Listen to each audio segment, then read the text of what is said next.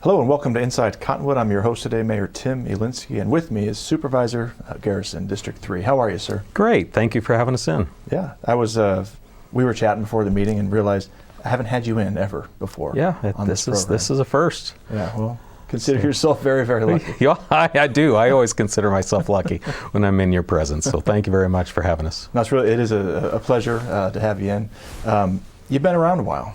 We've been around a while, yes, sir. I think your family is it five generations here? I'm the fifth generation to call the Verde Valley home, yes, sir. Yeah, all right.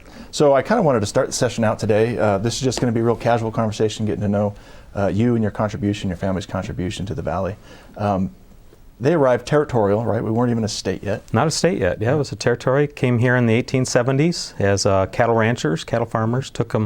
They came here directly from Elko, Nevada. They had moved around the California area quite a bit before that and gotten some run-ins with the government and some lawsuits over land use and got bought out. And when they finally won their last lawsuit against the federal government, they decided California was no longer in their no longer what they wanted to do. Nevada wasn't, so they decided to strike out for Arizona and come back to Arizona. So they started here from Elko. Took them 2 years to drive the cattle here from Elko, Nevada, and the father died on the route in Dolan Springs, and so they buried him and continued on. He caught a flu, I believe, crossing the Colorado River in the middle of the winter, and didn't make it. And so the boys got here, built the house down in Old Town that the Burnett's now own, right there next to what is now the Hippie Emporium, but used to be Mount Hope, just around the corner from Bocce, and built the house. When the house got done, then a couple of the boys went back, picked up the mother and the sisters, and brought them out,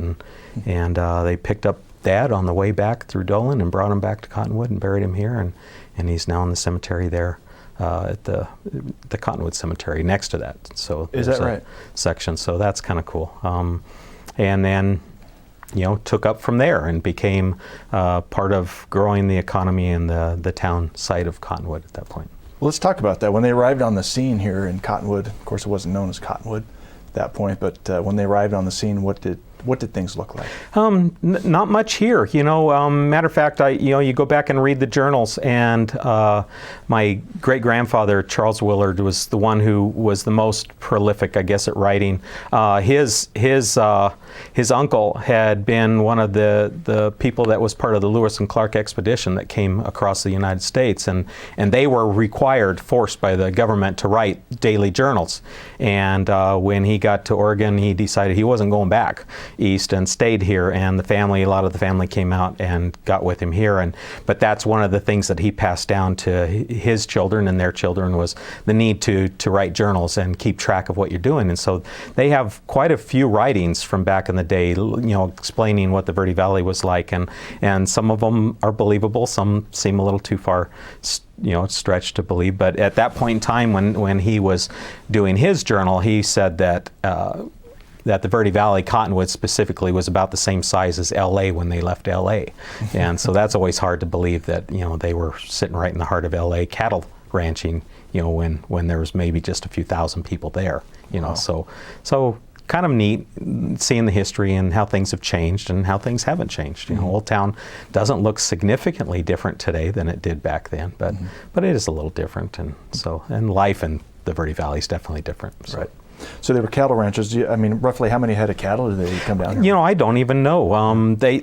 So they ended up here with a lot less than they started with, because along the way they would have to trade grazing for cattle, and then eat their cattle, to be able to survive getting here. So they ended up with quite a few less when they got here than when they left. But they were still, of the larger cattle ranchers, and that was at the time when cattle was coming in here, and so some of the first things they did was supply meat and that to not only the community but to the mine that was starting to take off and working in the Jerome area as well. So they came here and they were business people and ranchers and farmers, and they just continued to do what they needed to do to scrape by and make a living, and ended up being fairly successful at the end of the day with whatever they tried. So that was kind of neat. Let's talk about one of those successes, the Cottonwood Water Works. Yeah, so the Cottonwood Waterworks is kind of cool. That was started by my great-grandfather, Charles, and it started with, they had the farm down there at the Burnett's place. The homestead was right there in Old Town, and they had a, what would be considered now an open-air cattle tank up on top of the hill there behind what used to be West Bend, Texaco, at the very end of Old Town, and there was a trench. The water was either in the Verde River or all the way up at Haskell Springs at that point in time, and so they dug with ox. They dug an open trench from Haskell Springs all the way down to Old Town to that cattle tank, and then they had pipes that went up the hill to that cattle tank and fed the farmhouse and the barn and the animals and the fields as well. And at one point in time, a goat got in that cattle tank and died, and wasn't noticed for several days until people started getting sick from drinking the water. They went up to see what was the problem with the water and found the goat, pulled the goat out, and decided at that point in time they couldn't rely on that as their source of water for eating and drinking. And so they dug a well right there down in that area next to where my grandparents' house was, and built the tank that's still up on top of that hill today, and ran the well from the tank and used the tank to service their house and their potable needs, and they used the open air tank to service the rest of the land and the barn and the animals. And the next thing you know, somebody next door says, "Hey, we want to build a house here. What's the chance we can tie into that tank?" And they said, "Okay." And the next person builds and says, "Hey, we'd like to tie in that tank." And so they went from, having that single well and tank, and when we sold the company in 2006, I believe it was, we had roughly 5,000 customers, and so that's how that water company got started. It's just a little over 100 years and 5,000 new customer connections that turned out to be quite a business, and where I spent the bulk of my life up to that point. And then it was sold and no longer pursued that and got into other things, and here I am. After our break, I do want to talk about your foray into the water business as well. But before we do that, let's talk a little bit more about some of the other land that your folks had around here. I know they also were farming as yeah, well. so the great-grandparents were into farming. My grandfather was born here as well, and dirt poor when they were raised, and did everything he could to scrape by, and ended up marrying my grandmother, and ended up being able to utilize that family's resources, and ended up he'd gone to World War I, came back from the war. His father had a garage with a partner called the Liberty Garage. It's where Burning Tree Cellars is now. It's where the water company was for quite a few years. And he bought out his father and took over that business, and brought in Ford trucks and tractors. And so was doing okay with that, and selling fuel and doing service work, and decided that he wanted to get bigger, and so him and a partner, he was a self-taught pilot, barnstormer back in the day, was the first private airplane in Arizona, privately owned airplane in Arizona. So he and his partner flew back to Detroit and signed a contract with Ford Motor Company to bring cars into the Verde Valley, and came back, built that building, which I think it was 1922, I think is what the plaque is on it. So we're coming up on the 100-year anniversary of that building as well, and brought in Ford cars along with the trucks and tractors, and then ended up putting his foot forward in a lot of other business ventures. They were big on rental properties and property. They did a lot of workforce housing. I guess back then you wouldn't call it that back then, but today we would call it that.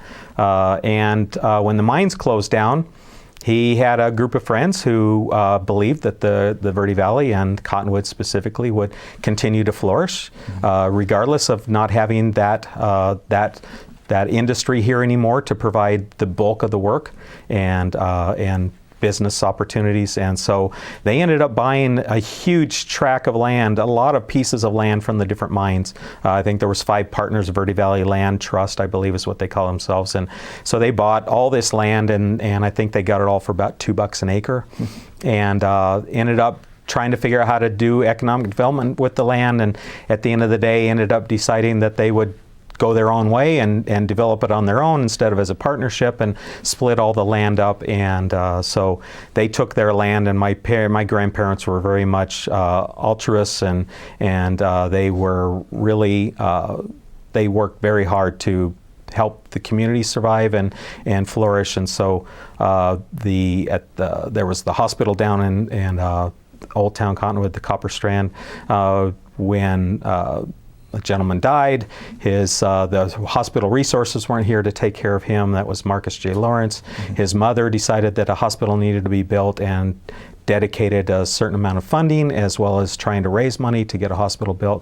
My grandparents ended up donating the 40 acres that hospital sits on currently. So that was through their generosity. The fairgrounds where it exists now, we didn't have fairgrounds at that point in time, and they donated that land for the fairgrounds, as well as so many other. They were part of the high school where the high school is now. That was part of that consortium of landowners that decided the high school needed to move down off the hill and brought it into Cottonwood, and so they donated the land for that as well. So a lot of different things like that were done to promote the area. The county building where my office currently sits, that was land that my grandfather and father used to farm. Right. And I've got a map hanging on the wall in the office right now, and it shows the farming that was being done in that area all the way down to 89A, from about what would be considered about 8th Street all the way over to the hospital. Wow. And so that was their farm, and the corner of it was where the county building was. The senior center now, that was donated to the county back in the day by my grandfather, so that the county would bring a yard over here for heavy equipment. So we actually would have a road yard in the Verde Valley instead of everything having to come over from Prescott. So they were, they saw the future of the Verde Valley, and they knew that there were certain things that needed to be done to cement that foothold here, to create a lasting economy and support the workforce that was here and the families that were here. And they were very much part of trying to make sure that was going to stay going for quite a while. So. Right. That's super. That's quite a legacy too, and they had the means to do it, and they did it. Yeah, they had the means, which was awesome, and they took the higher path and supported the community, and today we still have most of that around to utilize, and it really has been quite a driving force in our economy ever since. So, the hospital currently, I get to be on that board. That one's, I think, we're 400 employees just at the VVMC alone. So, it's still one of the larger employers in the Verde Valley, and very much a needed resource for the area. So, a lot of that stuff is really proven to be a long-term positive effect. Absolutely. I got to cut you off there, sir. Yep. We're going to take a quick break. When we get back, I want to talk about your legacy here in Cottonwood. Okay. All right, stick around. Thanks. Thank you.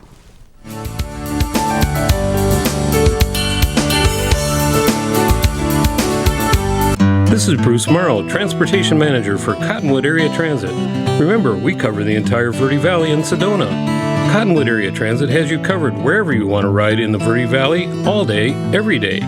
Take Cottonwood Area Transit through Clarkdale, Verde Village, and from 26 locations in Cottonwood. With Verde Links, it's a quick and easy trip to Sedona every day. Don't forget our connectors to Camp Verde. Visit cottonwoodaz.gov for Cottonwood Area Transit and take a seat. Let's go ride.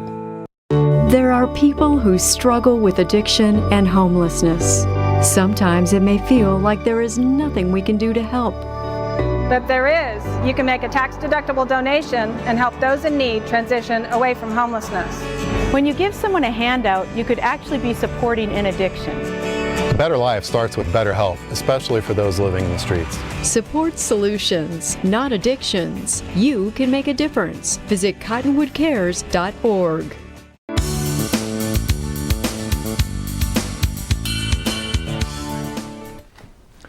Welcome back to Inside Cottonwood. I am your host, Tim Elinski, the Mayor of the City of Cottonwood.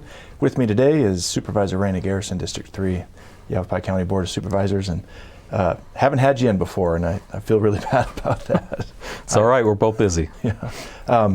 Before we left, we were kind of talking about your family's legacy here, coming here to the Valley in the 1870s from Elko, Nevada. They bypassed California, which is kind of funny. Even then, people didn't quite want to move to California. Well, they kind of got pushed out of California, so early. They landed here. They had a huge impact on Cottonwood as we know it today. Donated an awful lot of land where some wonderful edifices remain to this day. Of course, the hospital and other such areas. And then your your path here in Cottonwood, I think, in my mind at least, starts out with Cottonwood Waterworks. You were a young lad, I think, working for Cottonwood Waterworks. Can you describe what it was like back in that day? Oh my God! So my first vehicle, company vehicle, so to say, was a 1946 flathead Ford pickup truck. I still have it today, and need to get the gas tank working right. But neat vehicle. But that was my first vehicle. My first job was cleaning and painting the tanks, around the system. Cottonwood looked so different back in those days. That would have been the late 70s. I started out working other jobs. My father decided that it wasn't best if I started out in the company business and the family business, and found other things to do and learned a little work ethic on my own. And so I did other jobs and then went away to college. And when I came back from college, I decided that it was time for me to come in and learn the business. But I started at the bottom, worked my way up through it, and ended up having, by the time I got done, I think I served, by the time the city bought us out, I think I'd been an operator at the company for about 24 years, and I was the certified operator for the company. I had 5 different certificates. Mm-hmm. And so, I'd had quite a run there, and it was a meaningful job, the business, providing water for the area. Sometimes people take that for granted, but it was always a very serious business for us. People expect to get up at any time of night and day and open a faucet and have it flow. And when it did, they didn't really care too much, but when it didn't, they did care. And so you got to hear about it a lot. But it was a 24/7 job. You never got to go on break. The system was alive, and it needed to be kept fed and dealt with all the time. And so, about the time I'd get home and think I'm going to get to enjoy a nice dinner with my wife, I'd get a call on my pager, and it's time to go out and fix a water lake. And maybe you'd get home in time for breakfast, maybe you wouldn't. So anyway, it was a great industry. It was raw labor. It was hands-on. It was very intimate with the community. We had just a ton of connections because of that with the business community, as well as the city and the town of Clarkdale as well, and the county. We had part of our system in the county, so it really gave me a lot of access to a lot of people and a lot of dimensions of our community, not just the everyday workforce and people that were just here to live, but also the movers and the shakers and the industries that made the community move forward. So it really put me in a really interesting position to gain a real personal contact and relationship with so many people, and to this day has served me very well, and has allowed me to do what I do today because of those relationships that have been started in some cases as long as 45 years ago. So right. So it's been a fantastic ride. Yeah. Now, in 2004, I think the city bought Cottonwood Waterworks right around that time.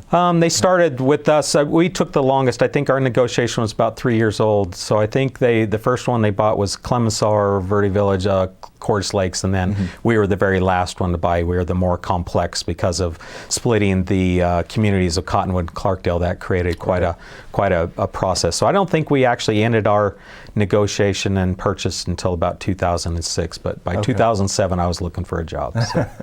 And you come from a family of entrepreneurs, so it's no surprise that, of course, you went right into some businesses of your own. You and your wife, of course, run some businesses here in Cottonwood. Yeah, we got about 3 businesses, and it's been a lot of fun and gives us plenty to do. And then this job has obviously taken a whole lot more time than I ever considered it would, but it's been very fulfilling as well. So. You've given back a lot to the community. You've got 20 years of public service. Yeah, I'm finishing up 20 years of elected service, So I started out here, I was driving down an alley over in Clarkdale one day, and Carrie Snyder, or Carrie Bluff at that point in time, and pulled me over and said, hey, what do you think about the high school? And so I was asking her some questions. They were going through some issues at the time, and we were laughing and joking. And about 2 weeks later, she called up and said, hey, I think we're going to have an opening on the board. You should apply. I think you'd be great. You know the community, you know the people. And so I did, and never thought in my wildest dreams that I would be chosen for doing public service, and actually laughed about it at first, and then decided maybe that might be something fun, and so I did. I got selected and spent 2 years on the Mingus School Board, and then the election happened. Didn't make the election. It was a very divisive election. Andy Cressetta ended up pulling ahead of me. I think I lost my election by 4 votes that time, which kind of sucks, But it was still a fun experience. And I just want to pause just for 1 second. When Ms. Snyder approached you, and what was it that made you think about applying?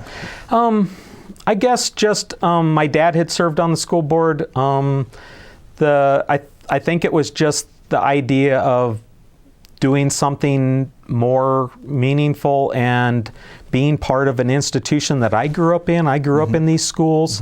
The high school had always been looked at as the castle on the hill. It was within eyesight of our house. You couldn't get there by car from our house directly, but you could walk there. And so I got to watch it be built. I got to participate in the ceremonies and stuff when the school came down off the mountain. And so it had always been just this institution that I was kind of always awed by, and I had a great high school experience. A lot of people can't say that. I did. I had a great high school experience, and a lot of my teachers were still there, so that was kind of a draw for me to be able to participate with them at a different level.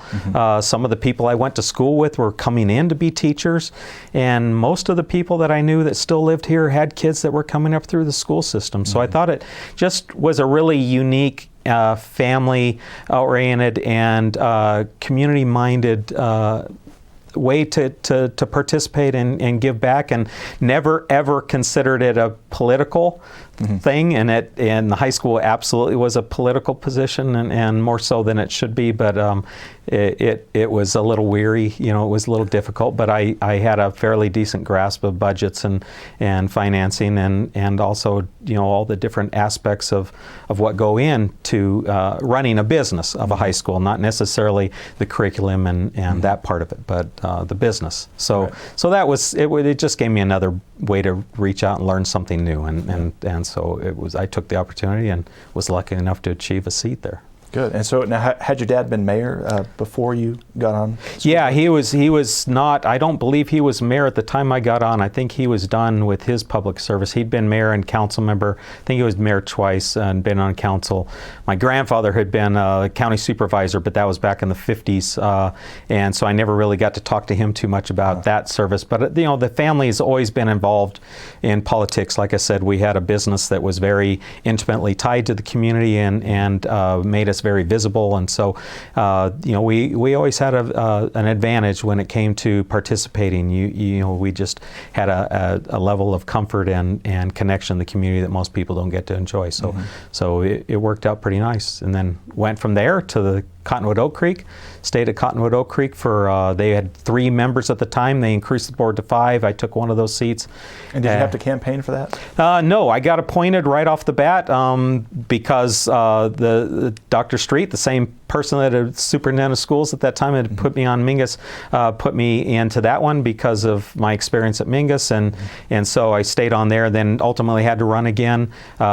Ended up serving there for 10 years, the last 5 of which I was the chair of that board, and so that was a neat experience, and that was very much all about kids, and was twice the size of the high school, twice the budget, and 5 campuses. By the time I left, I think when I got on we were at 4 campuses. By the time I left we were at 7, and then we ended up having to close a couple, and they were back open again at this point. But that was an absolutely fantastic experience. I really enjoy working with our youth. The future of our community is our youth, and it was really a lot of fun getting to participate. But schools, at the end of the day, especially school boards, are all about policy and budget, and so that gets a little old, and so there was too much of that and not enough of interaction with our community and our kids. But that was a great experience. And then you worked with Barb Uran at that time. Barb Uran was the superintendent when I left. I was on the board that put her there, and we'd had just Julie Larson had been there. When I got on the board, it was John Tavasi Jr. So, got to go through the process of hiring new superintendents and breaking them in, and then breaking us in, and finding new visions and new paths. And put the IB program that's here and flourishing now. That was during my time on that board, and really enjoyed being part of making that happen. And then decided I was done with serving and doing public service, and elected, and quit, and was quickly somebody brought a packet in for a city council of Cottonwood, and ended up turning in my hat for that, and won 6 years on that. That was the year that they were making a transition, so it was a 4-year term plus 2 years to modify our calendar, and ended up serving about a little over 3 of that before we had to leave to run for our positions now. So I'm going to stop you there because I want to get a little bit more into the meat of your council tenure, but we have to take a break. Okay. 1 minute break, so when we come back we're going to talk a little bit more about Mr. Garrison's public service. Thanks.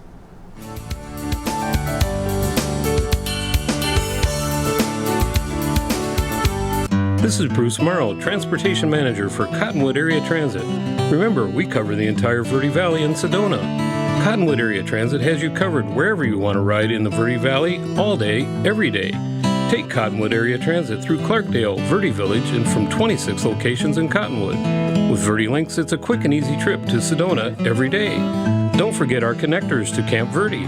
Visit cottonwoodaz.gov for Cottonwood Area Transit and take a seat. Let's go ride.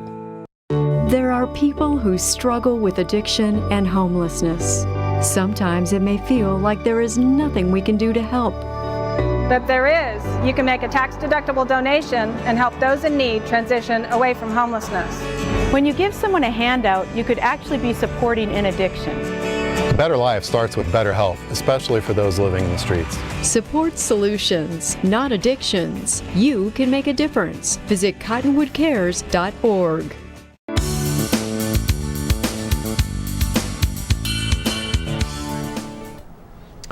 All right, welcome back to Inside Cottonwood. I'm your host, Mayor Tim Elinski.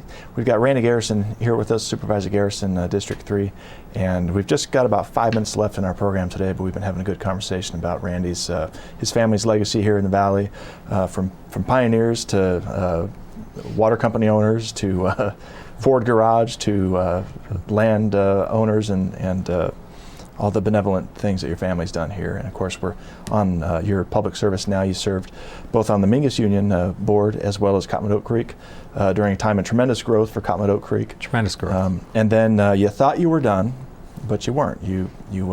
Somebody handed you a packet, maybe passively, but you went ahead and ran for city council. Let's talk about that. Yeah, they actually filled it out and handed me signed petitions. So, it was an amazing. And so ran for that, got elected, and got to serve at that level. That was a very interesting proposition. I'd been raised in a household when my father was on the council, and the late nights and not being home for dinners and all that, and started to get to live that as well. And you just don't understand sometimes how much time that takes. And our office is in Old Town, so even if I wasn't in a meeting, I had people walking in the door wanting to talk about city business, and so that was a fun time, and got to serve with you as well as Ruben and Karen and just so many great people.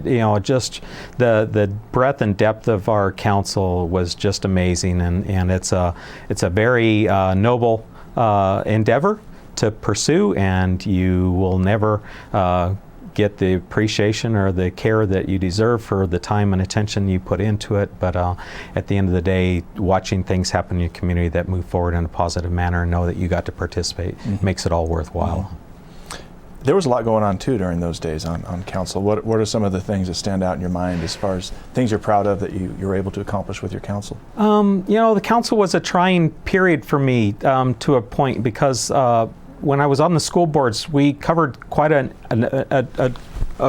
very large area, and all of a sudden I got into Cottonwood, and Cottonwood was smaller than Verde Village, and here we're a community of 10,000 people at that time, but we're impacting anything that Cottonwood does impacts 30,000 people. So most of the decisions we made were not necessarily in favor of the people who didn't live here, so that we could continue to be that voice for the people who were living here and ended up being responsible for the end of the day. So it was kind of limiting, but it was also neat to know that you got to participate with the parks and the libraries and all the services that Cottonwood provides, and knowing that more people got to take advantage of that than just the people who got to vote for you at the end of the day. It was it was a bigger endeavor, and that was always neat to participate in those discussions, even though those discussions sometimes got very, very lengthy and very divisive. But at the end of the day, it was a great way to serve the community, and I really appreciated it.